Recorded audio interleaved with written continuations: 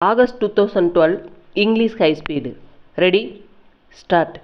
Mr. Speaker Sir, at the outset I thank the honorable members for the constructive suggestions they have made in the course of the debate. I shall now reply to some of the points raised by them. First of all, with reference to the small surplus on the revenue side, the leader of the opposition said that I had done this by decreasing the expenditure. I do not know whether there is any other method of balancing a budget. So far as I know, we can do it only by adjusting the expenditure to the income, and this is the only way in which we can do it. But I have to point out that we have still to meet our capital expenditure, and for this purpose we require the assistance of the center. As far as revenue expenditure is concerned, we cannot go on having deficits year after year.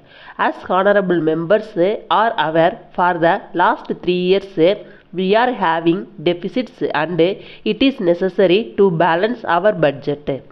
That is why I have tried to balance at least the revenue budget.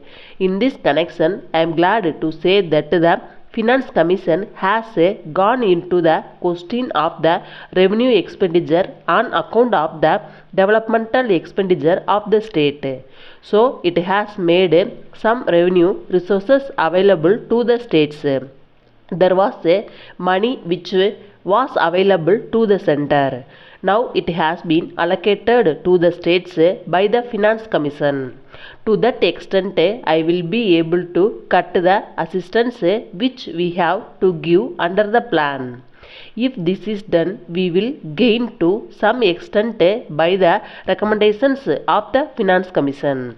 Then I come to the taxation measures which I have proposed in my budget speech. The first is with reference to court fees. It is really unfortunate that even those who are not members of the House say that the court fee should not have been increased.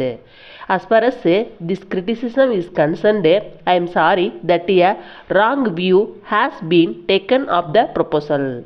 I am sure the members who are lawyers will realize the anomalies which exist in the present Court Fees Act.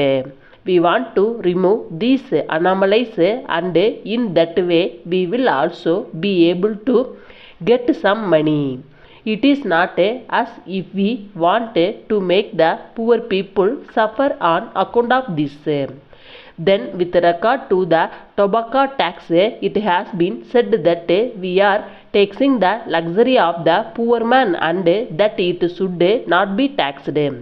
Now I was really surprised to see a speech made by a person connected with trade and commerce to the effect that a government which had been adopted the policy of prohibition should not levy a tax on tobacco. It seems to me that he thinks that the excise revenue we will be getting by selling today comes from people who are not poor. I am not able to appreciate the stand taken by him. Apart from that, it is not as if we are going to tax bidis and raw tobacco. We do not want to do it. As a matter of fact, a costly staff is required for the purpose of controlling small petty shops. We want to tax only cigarettes and cigars which are consumed by the rich. So, honorable members need not think that we are going to tax the poor. As a matter of fact, we had taken note of this long before the points was made on the floor of the House, and we are examining the question of taxing cigarettes.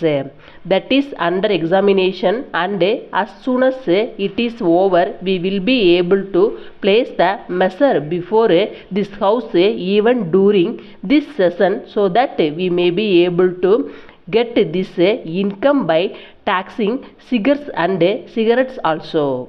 So in this respect, I am sure honorable members will be happy. Many points have been made by members with reference to their constituencies. It is not possible to deal with them here. At the same time, I may assure the House that we have instructed the various departments to take note of the points made by the honorable members and place them for final orders before us. If any points are made with reference to any matter which has been raised on the floor of the House, I am sure that whatever is possible will be done.